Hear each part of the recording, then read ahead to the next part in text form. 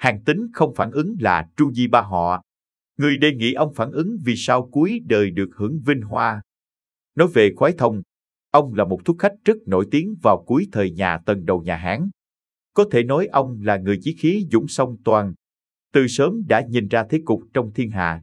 Nếu Hàn Tín lúc đầu chịu nghe lời ông thì lịch sử nhà Hán có thể sẽ phải viết lại. Đoạn vĩ thanh trong cuộc chiến Hán Sở có thể sẽ hoàn toàn đổi khác. Nhưng suy cho cùng dòng chảy lịch sử cũng đã không thể đổi khác. Hôm nay khi quay đầu nhìn lại hình như chúng ta vẫn còn cảm nhận được cái cảm động lòng người của giai đoạn lịch sử ấy. Khoái Thông, tên thật là biện sĩ du thuyết cuối thời nhà Tần, đầu thời Tây Hán trong sử Trung Quốc. Trong sử ký, Tư Mã Thiên vì kiêng tên húy của Hán Vũ Đế là Lưu Triệt nên viết tên ông là Khoái Thông. Cũng vì nhiều tài liệu đời sau quen chép theo sử ký và gọi ông là Thông. Ông quê ở vùng Phạm Dương, U Châu Tâm Định Hưng, Hà Bắc ngày nay. Tài hùng biện có 102, giỏi phân chia lợi hại hơn. 1. Giúp Vũ Thần hàng phục nước Triệu, cứu dân thoát cảnh binh đao. Tháng 8 năm thứ nhất đời vua Tần Nhị Thế năm 209 trước công nguyên, Trần Thắng lệnh cho Vũ Thần dẫn theo 3.000 quân tấn công nước Triệu. Vũ Thần cùng các tướng đi từ bến Bạch Mã, vượt sông Hoàng Hà, đến các huyện thuyết phục những người hào kiệt ở đấy. Lấy được hơn 10 thành của đất Triệu, Vũ Thần được người đời gọi là Vũ Tín Quân. Những thành còn lại ở nước Triệu đều cố giữ không chịu đầu hàng. Vũ Thần liền thù quân đi về phía Bắc Đông đánh Phạm Dương. Trong lúc sắp đánh thành thì có biện sĩ Khoái Triệt người đất Phạm Dương đến du thuyết Viên Lệnh ở Phạm Dương, khuyên nên hàng Vũ Thần. Viên Lệnh đồng ý, lại nhờ Khoái Triệt đi nói hộ với Vũ Thần. Khoái Triệt đề nghị Vũ Thần trọng dụng lệnh Phạm Dương để làm gương cho các thành khác. Vũ Tín Quân Vũ Thần nghe theo kế của Khoái Triệt, bèn sai Triệt ban lệnh cho Phạm Dương hầu tước. Đất Triệu nghe vậy có hơn 30 thành không đánh mà hàng đầu. Chỉ dựa vào tài ăn nói, Khoái Thông đã cứu được vô số tướng sĩ, thoát thảm cảnh từ chiến trốn xa trường. Người dân nhờ vậy mà tránh được tai kiếp sinh linh đồ tháng do chiến mang lại.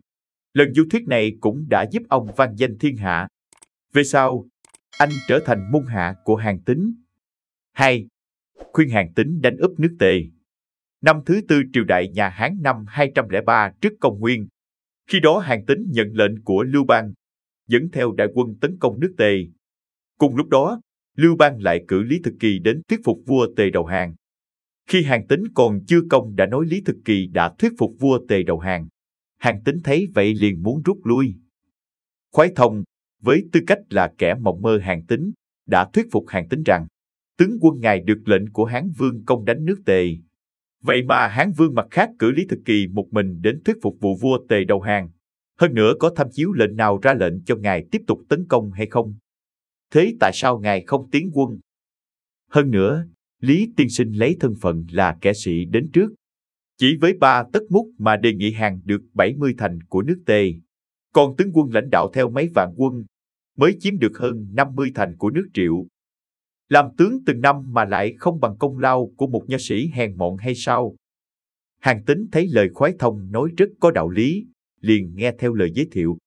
Vượt sông Hoàng Hà, cuối cùng đã bình định là nước Tề và tự lập làm Tề Vương đại diện của nước Tề.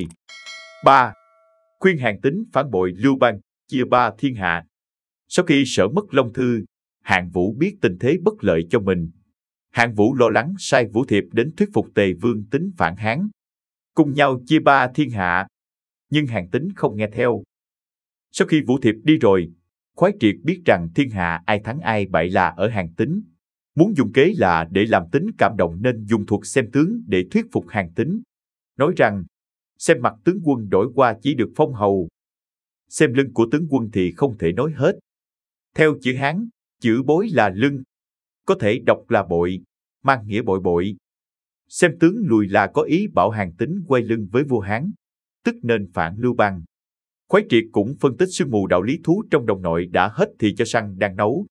Cho Hàn Tín biết, nhưng Hàn Tín lại cho rằng mình đã vất vả công cao. Nghĩ rằng Hán Vương thế nào cũng không làm hại mình. Khoái Thông khuyên rằng ở địa vị bày tôi mà có cái uy áp sát cả chủ, có cái danh cao nhất trong thiên hạ. Tôi trông thấy Túc Hà đã nguy lắm rồi. Hàn Tín làm dự không phản bội Hán Vương, lại tự cho rằng mình lập được nhiều công. Hán Vương du đảng sao không lấy mất nước Tề của mình, nên từ tạ Khoái Triệt. Khoái Triệt nói không được, liền giả điên, làm người cúng bái để che thân. 4. Hàn Tín bị Lưu Bang tru di ba họ. Sau khi Hàn Vũ bị phá, Lưu Bang lập tức tức giận, lấy quân của Tề Vương Tín lần thứ hai sau lần thành Từ Vũ. Hàn Tín vừa thiết lập thành công xong lập tức tước binh quyền. Đến tháng 1 năm 202 trước công nguyên, Lưu Bang dời Tề Vương Tín làm sở vương, đóng đô ở Hạ Bì. Lưu Bang lên ngôi hoàng đế, lập ra Vương triều Đại Hán, tức Hán Cao Tổ. Quả nhiên như lời Khoái Triệt, sau khi diệt được Sở lên làm hoàng đế, Lưu Bang bắt đầu tính chuyện trừ khử Hàn Tín để loại trừ mối lo. Đầu tiên cải phong Hàn Tín từ Tề Vương sang làm Sở Vương. Sau đó lại vô trách bắt Hàn Tín mang về kinh đô Trường An, giáng làm Hoài Âm hầu. Năm 196 trước công nguyên, Trần Hy làm phản, Lưu Bang thân chinh đi đánh. Hàn Tín bị vu cáo liên quan đến Trần Hy để phản triều đình. Bị thừa tướng Tiêu Hà dụ vào cung và bị Lã Hậu sai võ sĩ bắt trối, mang chém ở đình treo chuông trong cung Trường Lạc. Lúc sắp bị chém, Hàn Tín nói, ta hối hận không dùng mưu kế của Khoái Triệt, cho nên mới bị đàn bà lừa phỉnh lừa gạt. Há phải là do trời muốn thế hay sao? Lã Hậu giết cả ba họ nhà Hàn Tín. 5. Khoái Thông cãi lại Lưu Bang, được sống vinh hoa đến cuối đời. Sau khi Lưu Bang dẹp xong quân của Trần Hy trở về kinh thành, thấy Tín đã chết, Lưu Bang vừa mừng vừa thương, hỏi Lã Hậu, lúc chết, Tín có nói gì không? Lã Hậu đáp, Tín nói tiếc không dùng công kế của Khoái Triệt. Lưu Bang ra chiếu cho nước Tề ông bắt. Khoái Triệt đến. Lưu Bang hỏi, nhà giáo dạy cho Hoài Âm hầu làm phản phải không? Ông đáp, dạ, cháu có dạy cho học trò, thằng ranh kia không dùng kế của cháu cho nên đến nông nỗi này. Giá nói dùng kế của tôi thì hạ bệ làm sao diệt nó được. Lưu Bang nổi tiếng ra lệnh, đem nó đi. Khoái Triệt nói, trời ơi, tôi bị nấu thật là oan ức thay. Lưu Bang nói, nhà dạy dỗ Hàn Tín làm phản còn oan uổng gì nữa. Khoái Triệt đáp, kỷ cương nhà Tần đón. Miền Sơn Đông nổi loạn, các miền khác đều nổi lên. Các anh hùng tuấn kiệt gặp lại nhiều như họa. Nhà Tần mất con hứa, thiên hạ cùng nhau đuổi bắt. Giờ cân giờ ai tài cao, chân nhanh thì bắt được trước. Chó của Đạo Chích hận vua Nghiêu không phải vì vua Nghiêu bất nhân, mà là chó thì bất kỳ ai không phải chủ của nó là nó đau. Lúc khán giờ thần chỉ biết có Hàn Tín, không biết có bệ hạ. Vả chăng những kẻ mai giáo, kềm mũi nhọn.